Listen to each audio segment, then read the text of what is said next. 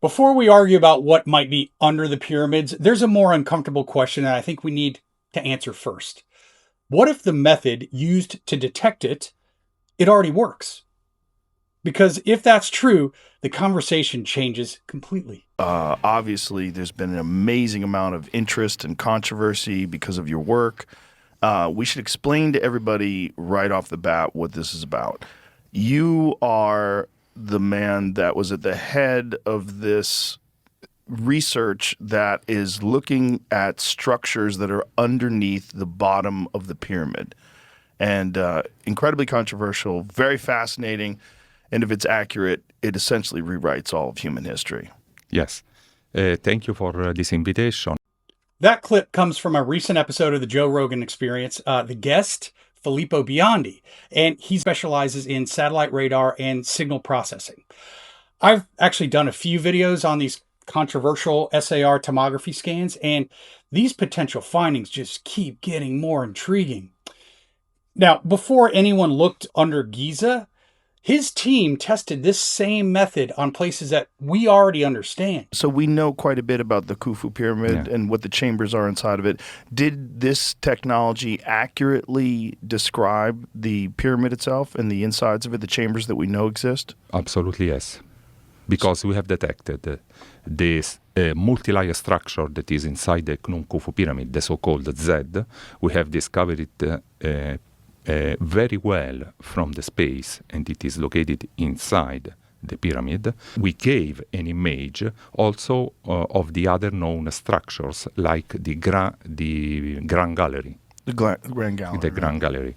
And then also the Queen's Chamber and the King's Chamber also. So, and accurate in terms of size and dimension. And also position and location.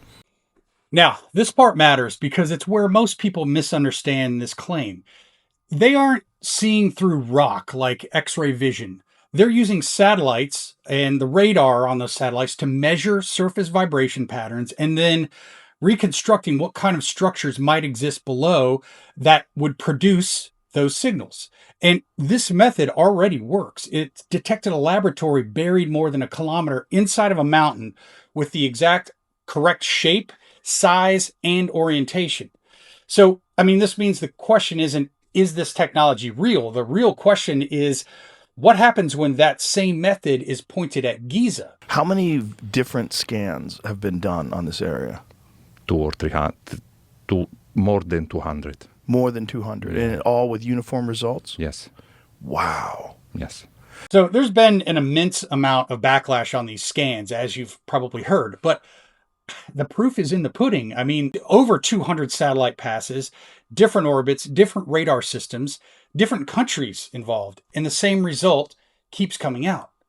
Vertical structures, regular spacing, deep chambers beneath all three pyramids, and the Sphinx. So that doesn't automatically mean that we know what this is, of course, but it does mean that dismissing it isn't just as simple as saying that sounds impossible. Real skepticism doesn't say this can't be true.